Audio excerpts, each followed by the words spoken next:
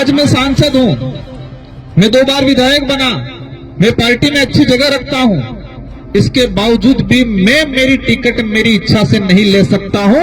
मेरे निर्वाचन क्षेत्र की जनता तय करेगी कि इसको टिकट देना है या नहीं देना है। इस पार्टी में हमारा सिलेक्शन पावर उस क्षेत्र की जनता के पास है, वो तय करेगी किसको चुनाव लड़ाना है, किसको चुनाव नहीं लड़ाना है। हमारा कोई सुप्रीमो नहीं है, मैं इस पार्टी का एक मामूली सी कार्यकर्ता हूं।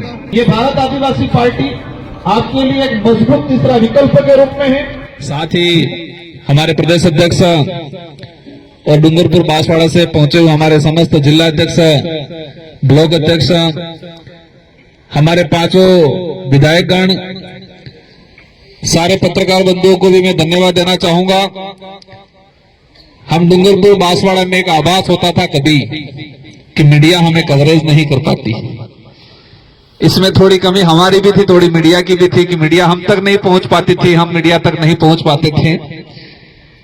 और इसी भावना से और कई अन्य उद्देश्यों से ही हमने ये कार्यालय खोला है।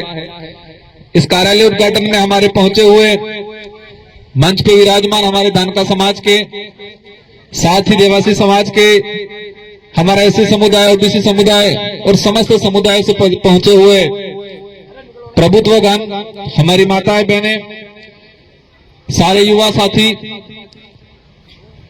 लोगों ने एक मैसेज बना रखा था, इस तरह से माहौल बना रखा था कि ये पार्टी डूंगरपुर बांसवाड़ा की है। लेकिन ये कार्यालय खुला तो सबको एहसास होगा ये बांसवाड़ा की नहीं, राजस्थान की है और वर्तमान में सबसे बड़ी तीसरी पार्टी के रूप में अपना स्थान रखती है। मैं मेरी बात शुरू करने से पहले ये जो वट वृक्ष बना है आज, जो भी कहें हम छोटा मोटा, हम आज 5 विधायक हमारे, मैं सांसद के रूप में राजस्थान में तीसरी बड़ी पार्टी के रूप में, इस पार्टी को यहां तक लाने में कई लोगों का योगदान रहा है, कई ने कुर्बानियां दी है। इस पार्टी को मुझे सांसद बनाने में कई ऐसे लोग होंगे जिन्होंने रात दिन मेहनत किया, हो सकता है वो आज गुजरात में मजदूरी कर रहा होगा, कहीं कामकाज कर रहा होगा। मैं बैठे बैठे सोच रहा था, वो वक्त याद आ रहा था जब शुरुआत किया था हमने, तो लोग हंसते थे और विरोधी भाषण देते थे कि जिनका कोई आगे पीछे नहीं है, जिनका कोई माईवार नहीं है, जिनका एक वाड़पंच भी नहीं है, वो क्या करेंगे। हमने वो दौर भी देखा है कि हमें सार्वजनिक जगह नहीं मिलती थी सभाओं के लिए। हमें वो दौर भी देखा है कि हमारे पास टेंट नहीं हुआ करता था। हम प्रकृति की गोद में, उन पहाड़ों में, आम के पेड़ के नीचे, पीपल के पेड़ के नीचे भी शुरुआत किया है। और हम ये एहसास करते थे, कोई सरपंच भी अगर हमारे बीच में आ जाए तो हमें थोड़ी महसूस होता था कि यार हमारा कोई आया। लेकिन मेहनत इतने लगन से किया, एक सच्चाई के मार्ग पे चले, उद्देश्य को लेकर चले, लोभ लालच में नहीं आए, और इसी वजह से आज एक सांसद और 5 हमारे विधायक यहाँ पर उपस्थित हैं और कई सरपंच हैं हमारे, कई प्रधान हैं। और मुझे विश्वास है हमारे पदाधिकारियों पे, इस पार्टी की विचारधारा पे, हमारे उद्देश्यों पे कि आने वाले समय में राजस्थान ही नहीं पूरे देश के अंदर एक शानदार परफॉर्मेंस होगा। मैं ये जो कार्यालय खोला है, मैं इसके बारे में बता दूं, कार्यकारिणी को लेके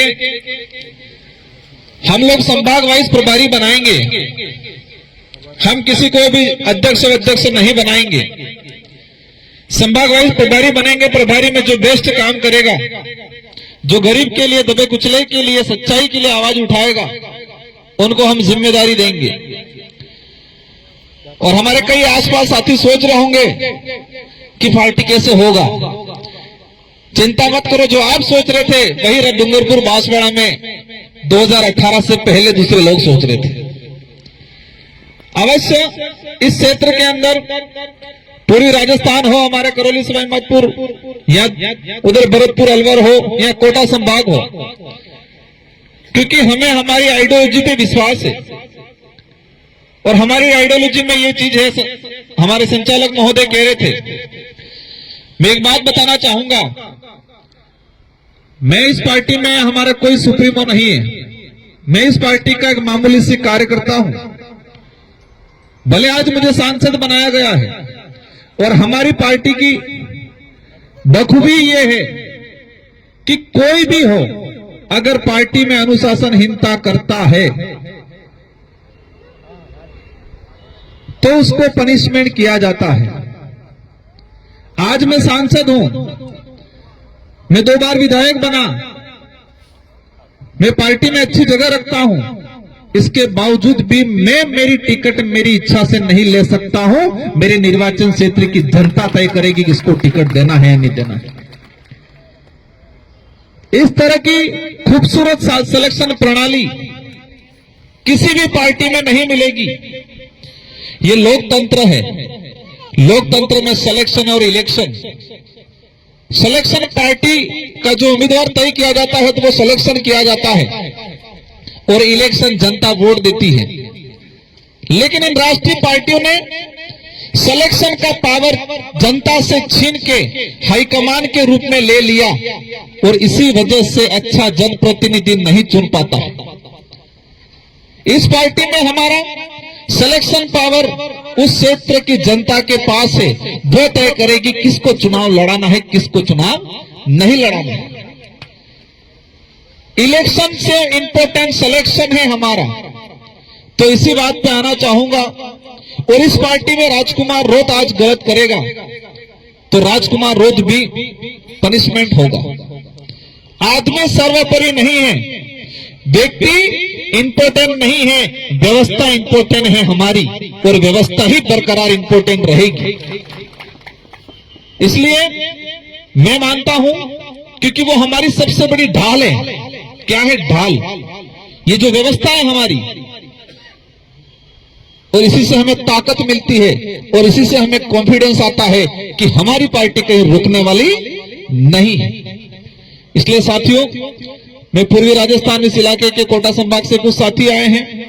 हमारे धानका समाज से, रेबारी समाज से, इसी समुदाय से सभी साथियों से अनुरोध करना चाहूंगा। बात के अंदर कार्तिक बिल वाला जो प्रकरण हुआ, पिछले 10 साल का जो अनुभव है मेरा,